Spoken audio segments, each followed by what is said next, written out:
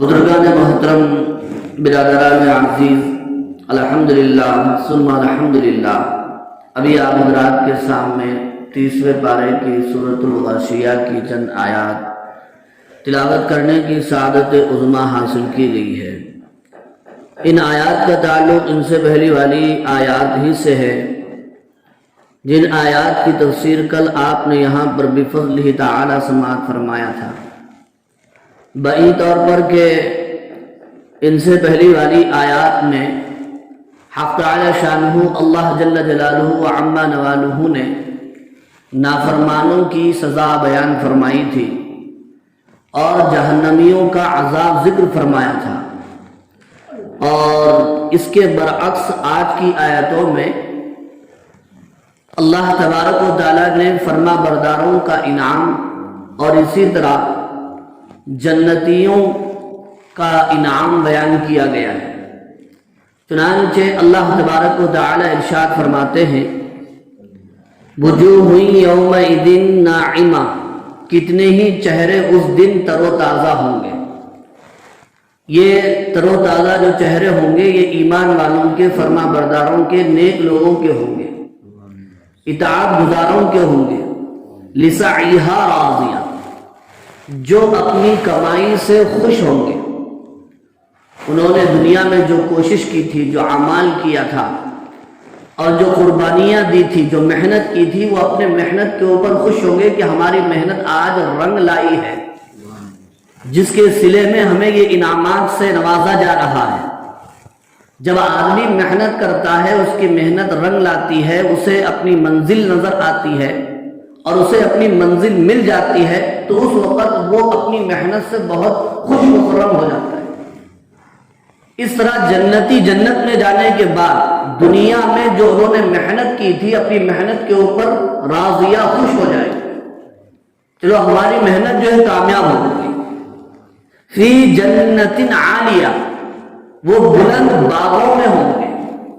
لا تسمع فیہا لاغیہ، وہ جنت میں کوئی بکواس نہیں سنیں گے، یعنی وہ باغات یا وہ جنت ایسی پرسکون ہوگی اور ایسی مطمئن ہوگی کہ اس میں کوئی لاغیہ، بیکار بکواس کوئی بات سننے میں نہیں آئے۔ آدمی ایسی جگہ رہنا نہیں چاہتا ہے جہاں شور و شغب ہو، بیکار باتیں ہو، لغو باتیں ہو، بیہودہ باتیں ہو۔ وہ اپنی جگہ بدل لیتا ہے، وہ بستی بدل لیتا ہے، وہ محلہ بدل لیتا ہے۔ لیکن جنت ایک ایسی جگہ ہوگی جنتیوں کے لیے، اور جائیں گے بھی ایسے لوگ وہاں پر پورے جو بکواس کرنے والے نہیں ہوں۔ بیکار باتوں سے اچھے لوگوں کو نفرت ہے، تو جنتی جنت میں پہنچنے کے بعد جنت میں وہ مطمئن رہیں گے، وہاں پر کوئی بیکار بکواس نہیں سنیں گے۔ لا تسمع فیہا لاغیہ فیہا عین جاریہ، جنت میں بہتے ہوئے چشمے ہیں۔ فیہا سرر مرفوعہ، جنت میں بلند تخت ہیں، وہ تخت جس کے بارے میں حدیث میں آتا ہے کہ جس کو سونے چاندی کے تاروں سے بنا گیا ہے جنتیوں کے لیے۔ ایسے تختوں پر جنتی براجمان ہوں گے، بیٹھے ہوں گے۔ وہ اکواب موضوعہ، اور ترتیب سے رکھے ہوئے آبخورے یعنی پیالے ہوں گے، پیالے، گلاس، برتن وہاں پر رکھے ہوئے ہوں گے سامنے ہی، تاکہ جنتیوں کو تختوں سے اٹھ کر 2 قدم چل کر بھی برتن لینے کی اور آبخورے لینے کی، پیالے لینے کی تکلیف اٹھانا نہ پڑے۔ بلکہ وہ تو وہ جگہ ہے کہ دوسری آیتوں میں کہا گیا، جنتی جس وقت جو چاہے گا، جہاں چاہے گا، اس کو جنت کے اندر وہ چیز مل جائے گی۔ پرندے اس کے سامنے اڑ رہے ہیں، اس کے دل میں خیال آیا کہ پتہ نہیں اس کا گوشت کیسا ہوگا، اس کا مزہ کیسا ہوگا، اسی وقت وہ وہاں پر ذبح ہو جائیں گے، کٹ جائیں گے، اور جو ہے تل بھن کر، فرائی ہو کر ایک تشتری میں جنتی کے سامنے آ جائیں گے، اور جنتی جب کھائے گا ان کی ہڈیوں کو پھینکے گا تو پھر سے وہ پرندے بن کر اڑ جائیں گے۔ درخت ہے، سامنے نظر آ رہا ہے، پھل نظر آ رہے ہیں، دل میں خیال آئے گا کھانے کا، تو وہ درخت کی ٹہنیاں خود اس کے سامنے جھک جائیں. درختوں پر چڑھ کر تکلیف اٹھا کر اوپر سے پھل توڑنے کی تکلیف اٹھانے کی ضرورت نہیں پڑے, ٹہنیاں خود بخود جھک جائیں گے اس کے سامنے. اور جیسے وہ پھل توڑے گا تو وہاں پر دوسرا پھل لگنے کے لیے مہینوں کی ضرورت نہیں ہے, سالوں کی ضرورت نہیں ہے, پھر سے کوئی موسم آنے کی ضرورت نہیں ہوگی, اسی وقت پھل لگ جائے. تو فرمایا وہ اقواب موضوع, ترتیب سے رکھے ہوئے آدھورے.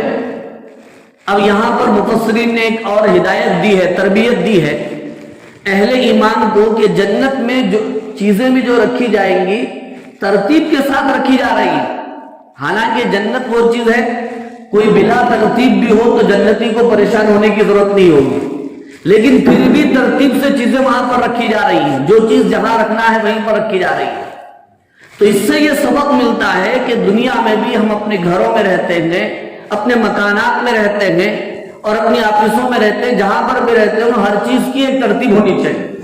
بلا ترتیب کوئی چیز نہیں ہونی چاہیے. گھروں میں بھی ہم کوئی چیز استعمال کی ہے تو جو چیز جہاں پر رکھی ہوئی ہو استعمال کرنے کے بعد آدمی کو وہ چیز وہیں پر رکھ دینا چاہیے تاکہ تکلیف نہ ہو دوسرے کو اور خود کو بھی تکلیف نہ ہو.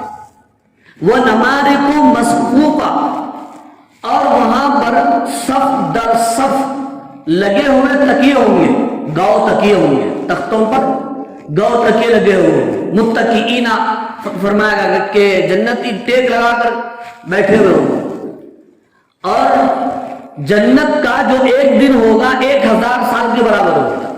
دنیا کے 1000 سال کے برابر جنت میں ایک دن ہوگا. تو جنتی ٹیک لگا کر کے بیٹھا ہوگا, 40 سال بیٹھ جائے گا, 40 سال کے بعد کروٹ بدلے گا. ایسی مضبوط زندگی اسے جنت میں حاصل ہونے والی.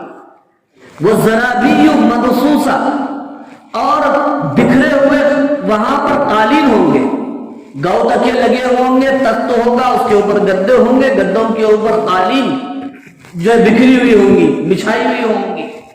یعنی مطلب کہنے کا یہ ہے کہ زرابی مبثوثہ, پہلے ہوئے قالین, یعنی جہاں جہاں اس کی نظر جائے گی وہاں وہاں تک گاؤ تکیے نظر آئیں گے. جہاں جہاں تک وہ چلے گا پہنچے گا وہاں وہاں پر اسے گدے ملیں گے, قالینیں بچھی ہوئی ملیں گی. یعنی اس کا دل جب چاہے جہاں چاہے بیٹھنا چاہے وہ بیٹھ جائے. ایسا نہیں کہ انتظامات کرنے کی ضرورت پڑے. ایسے عیش و آرام کی زندگی جنت کے اندر ہے. لیکن بزرگوں اور عزیز دوستوں, یہ فرما برداروں کے لیے ہے. دعا فرمائیے اللہ تعالیٰ سے, اللہ تعالیٰ جو ہمیں کامل ایمان و یقین تقویٰ و طہارت صحت و عافیت عطا فرمائے, ہمیں ہماری نسلوں میں دین کو زندہ فرمائے, ہمیں علت ذلت قلت سے بچائے, مرد وقت کلمہ نصیب فرمائے, آپ صلی اللہ علیہ وسلم کی شفاعت عطا فرمائے, محض اپنے فضل و کرم سے ہمیں جنت عطا فرمائے.